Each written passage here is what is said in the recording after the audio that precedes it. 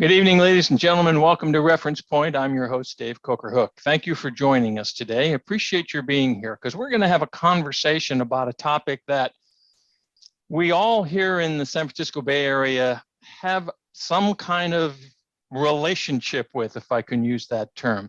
And that topic is what's often referred to as the homeless community, or which now we're referring to as the unhoused community here in the area.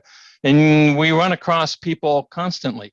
Now, if you've been following Reference Point over the last several years, you know that we've had a couple of shows with Destination Home, with the folks at Dignity on Wheels. Today, we're not going to talk about that problem of homelessness per se. We're going to be talking more about the impact, the human impact, the people, those folks who are the ones who are in the challenge, and how do we address those people and how do we deal with them? And to do that, I'm very pleased to have two folks from an organization called Front Door Communities. With me are Alys Milner and Jeff Thompson. Alys, Jeff, thank you for being here. Welcome to Reference Point, and it's great to have you both here. Thank you. It's good to be here. Thank you for inviting us. Yes, thank you. So I'd like to start basically by maybe telling us a little bit about Front Door Communities. I mean, there are, I think we all know, those of us here in the Bay Area, know that there are groups or organizations that are there to try to assist the homeless community in one way, shape, or form. But you folks are right in downtown San Jose. You're right near St. James Park, right, which is a main hub of,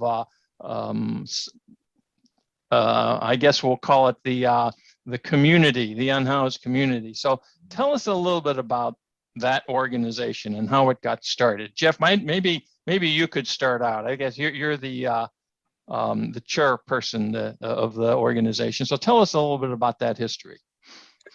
Okay, sure.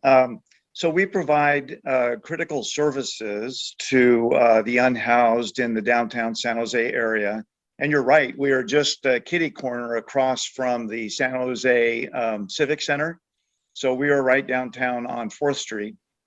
And so we provide these services for the unhoused in the downtown area. And, these are essential needs, the day-to-day needs of folks that are in our area. We serve about 400 to 500 unique individuals every month.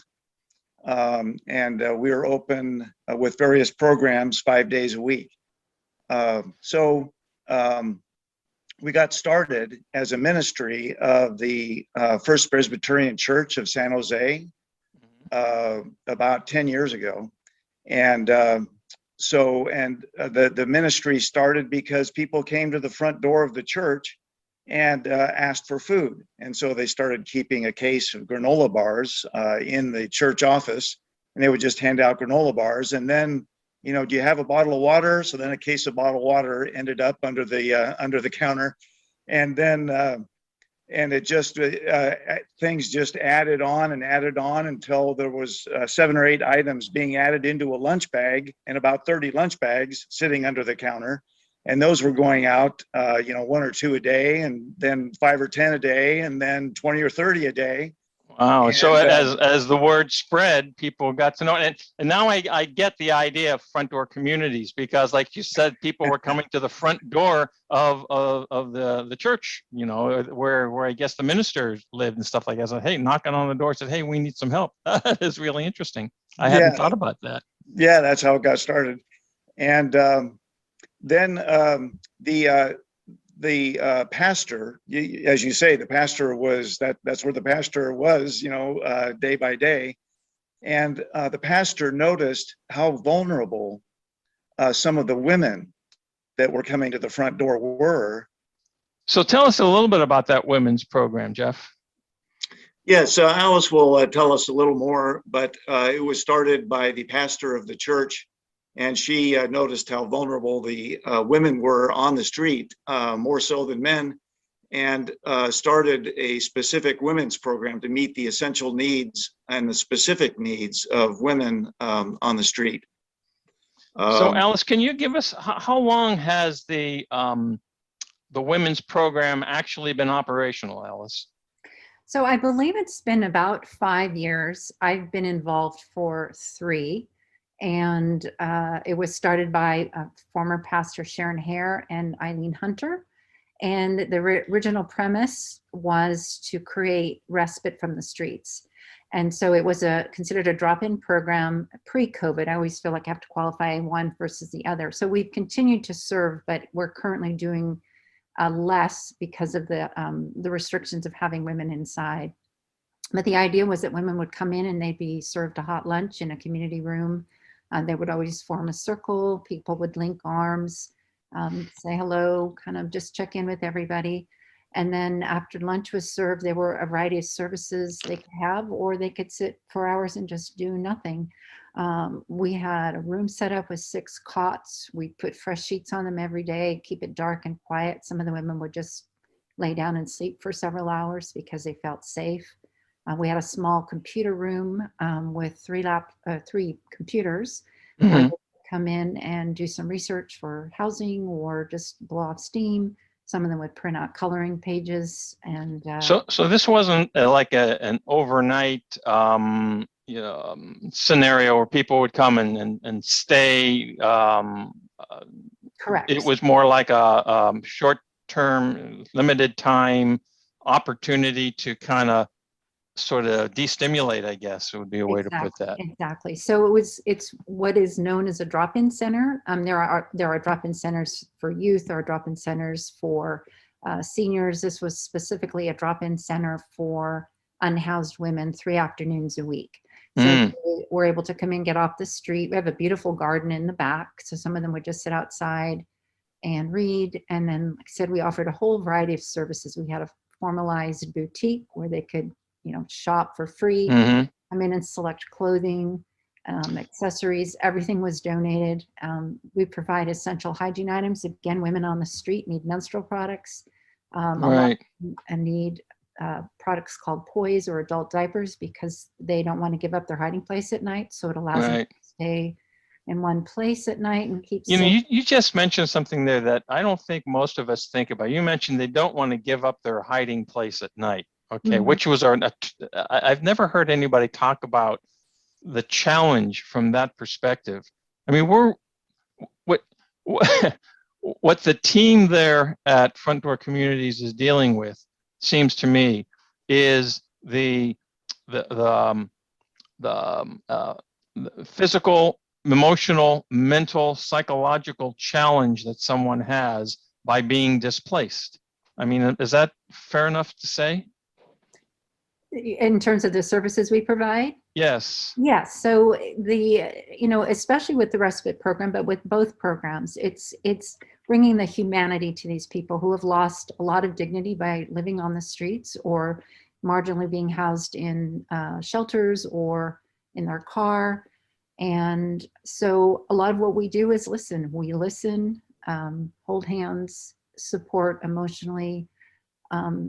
They often will express to us how grateful they are that we are there. And it's being seen and heard and understood. A lot of people on the street either feel invisible or they're blamed for everything and everything that's gone wrong. Every negative thing that happens on the so planet. You'll often hear, those homeless people, blah, blah, blah. It's the other. We do that with all groups. We blame it on the other, whatever that other might be.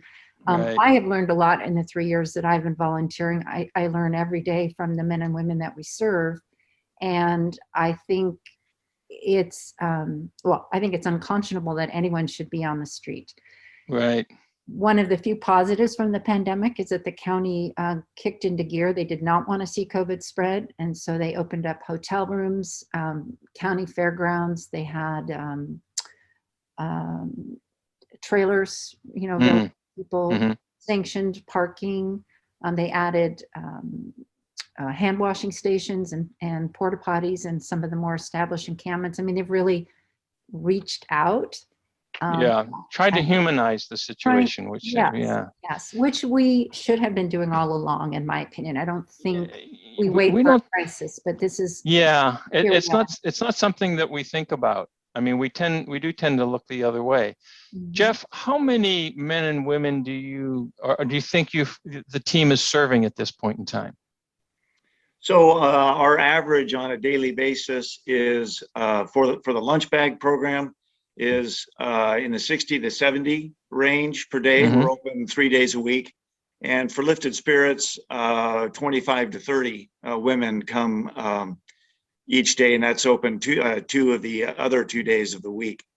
And when you look, we have a lot of mix of different people coming, and we don't always we're not currently taking the name of everyone that comes. Just we were before, but due to the pandemic, it was difficult to get the names, and we haven't reinstated that at this point. But again, we serve about probably 400 to 500 unique people in a month's time.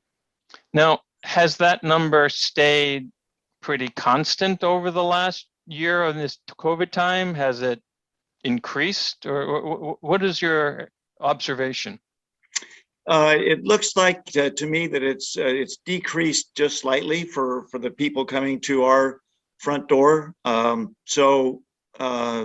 It hasn't really increased as much as you might think during the pandemic.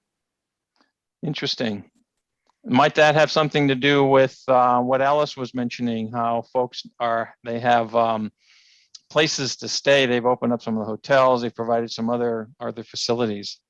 I wonder. Right. So some of the hotels may not be in the downtown area, and making it more difficult to get to our services. Right.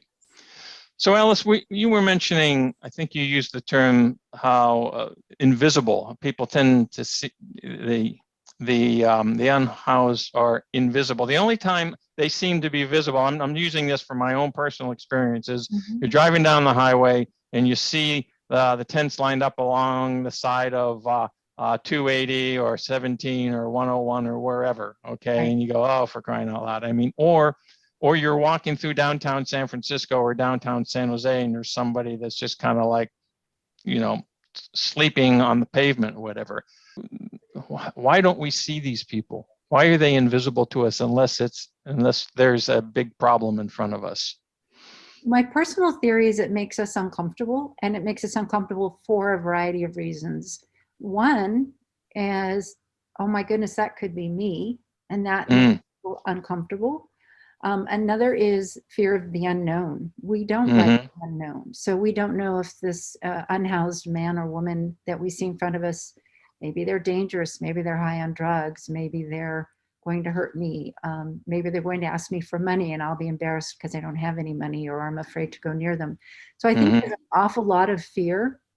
And I think the fear can stoke some of the larger problems that we have. For instance, there's a stereotype of homeless unhoused people being the perpetrators of violence, but statistically, they're much more likely to be victimized. Right. People, I've witnessed, a kid go by on a bike and throw a can at a man who was sleeping on the sidewalk. I've seen people spit. I've seen behavior that is atrocious. Nothing we learned in Spartan, certainly. And I think from fear, we just want to get away from that. I also know people are unhappy with the encampments, but what's frustrating, and I've been to a few of these meetings, like with Destination Home, where they're talking about supportive housing, which is the model that actually works. It's the best model. And people will shout down the commentator saying, "You're lying, this isn't true, our housing values are going down." And just, there's so much vitriol spewed at these meetings when they're trying to get community involvement and buy-in to get these supportive units built.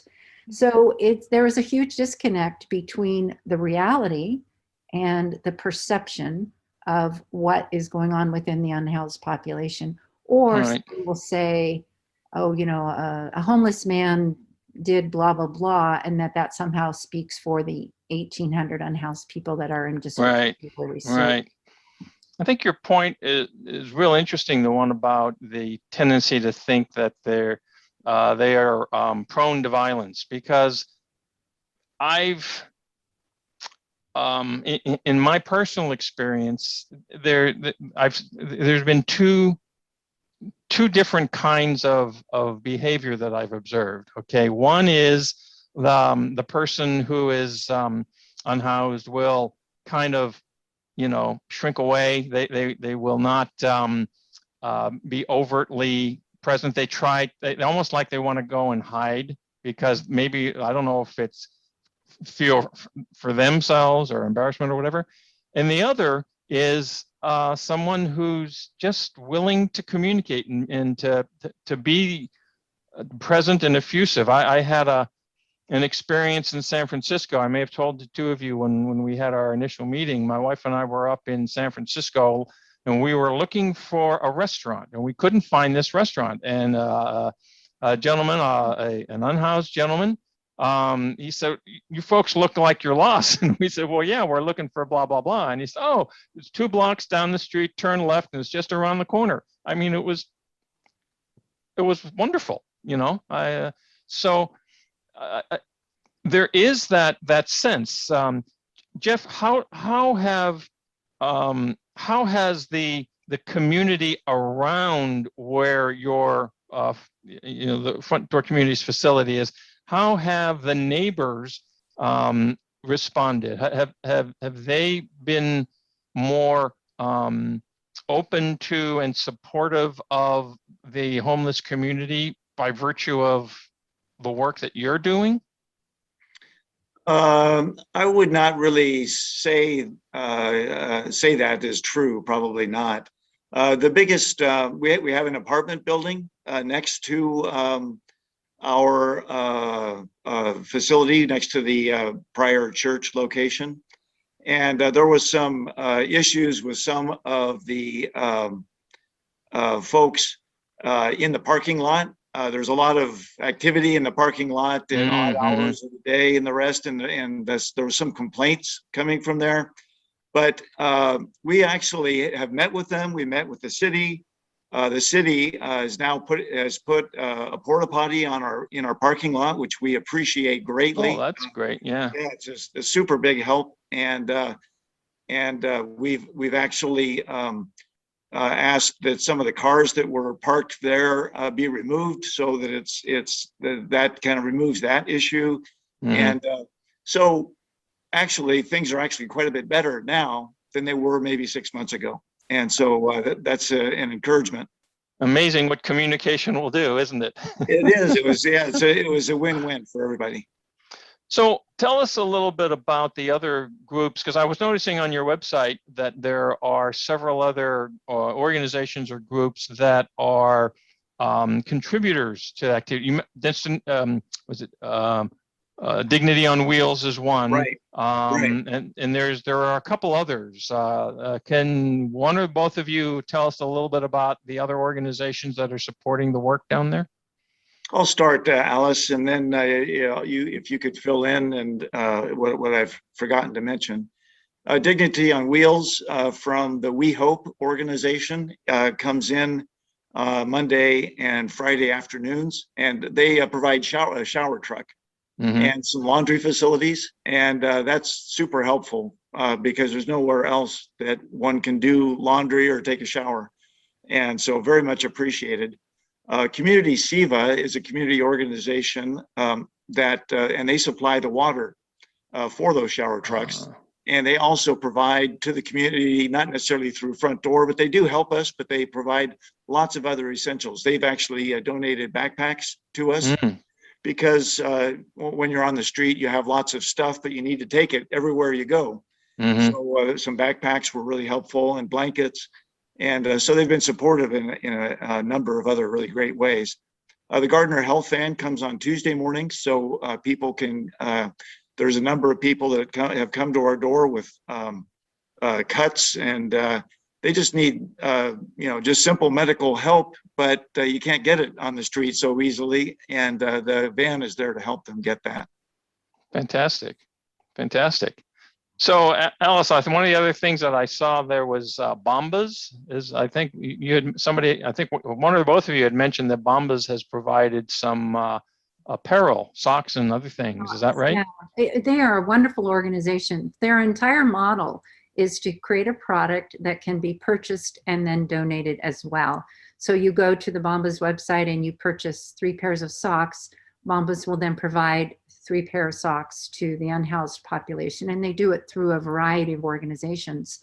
So we applied for a grant, one of the easiest grants I've ever applied for. They make it very simple, and I let them know whether you need men's, women's, or children's socks, or all 3, because the different shelters and programs have different needs. Mm-hmm. And they grant you, so we had 2,500 pairs of beautiful socks from Bombas that we are able to hand out to the men and women throughout the year.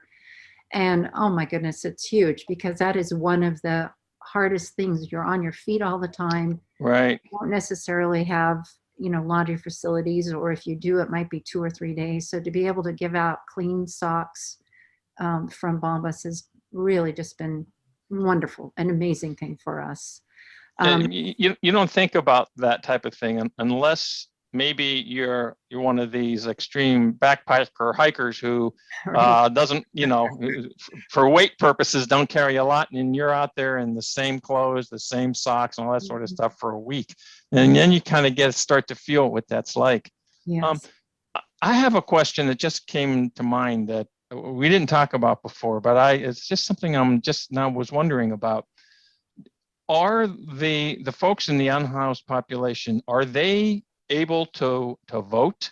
What is do you have to have a specific address in order to be registered to vote? I don't know the answer to that. That's a good question. And we have actually had volunteers assist some of the women to vote in other elections. The Catholic Charities actually has something called the window. And it allows people a lot of them are people who are coming out of the prison system, but people who are unhoused can get an address. And with that address, they're able to get the mail there's a number of things. When you apply for social services, you need an address. If you need to renew your driver's license, you need an address. If you're going to apply for a job, you need an address. So the window has served that purpose in downtown San Jose, I believe, for at least 10 years. Oh, wow. And it was interesting because we had a tour earlier this year, and they had just stacks and stacks and stacks of ballots that come in waiting for people to claim them so that they could vote. So very cool. Yeah. So Jeff, we've got about 4 minutes left in our show here. I'm wondering, with the COVID situation, they tell us California is supposed to open up here in the next, month. I saw today, my wife was telling me that the CDC says a fully vaccinated person does not need to wear a mask and that sort of thing. So what is the expectation for front door communities as the state continues to open? Right. So there's a couple of things that will be good for us. One is that at some point in the future, we would like to be able to get back to opening our women's programs for the sit-down meal. We don't know exactly when that would happen. It may not happen right away, but we'd like to get back to that, because getting the respite off the street was really a great benefit for the women, and we were actually very sad not to be able to offer that program for the last year, but it just wasn't feasible. And as things open up, I don't know if we'll get more folks coming to our front door. It's possible, and so we'll be ready to offer our services to them if there's an increase. Great. So Alys, how many folks are working with you? How many volunteers does the team have working with them at this point? Let's see. So we need 4 volunteers per shift for Lifted Spirits. And so we have, I think, 6 to 7 that alternate. A few of us work both shifts. Mm-hmm. And then we have people that come in on Saturdays who are perhaps uncomfortable working with the population for a variety of reasons, mostly COVID related. And they help us to do intake of donations. We get a number of donations on Saturdays. And things have to be sorted and sized, and then, determination for appropriateness for the population. So, and then with Jeff, so I would say between the 2 programs, probably 20 dedicated volunteers. Great, great. So one of the things, or a couple things that I would like us to talk about, by the way, I should ask you guys this. We've got maybe a minute left in our opportunity to have this conversation, but I'm wondering if you'd be willing to stick around for another show. I have a 30-minute window I'm allowed to operate in, and then we have to stop, so we could stop. And would you be willing to stick around for a little bit? Oh, absolutely. Absolutely. Of course. So good, because a couple of things I'd like to have us talk about in the next discussion are how people can participate, okay, what you might need there.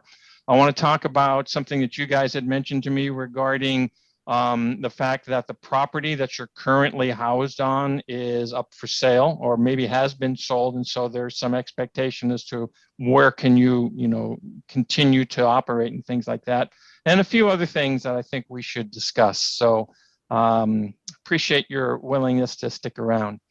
So I'll do a quick wrap up here, ladies and gentlemen of the viewing audience. If you have any questions about what we're talking about here, send them to info@referencepointtv.com, and it'll get to Alys and Jeff. And we're going to continue this discussion at the next episode of Reference Point. So I want to thank you for watching. Alys, Jeff, thank you for joining me here today. And everyone, we'll see you next time on Reference Point.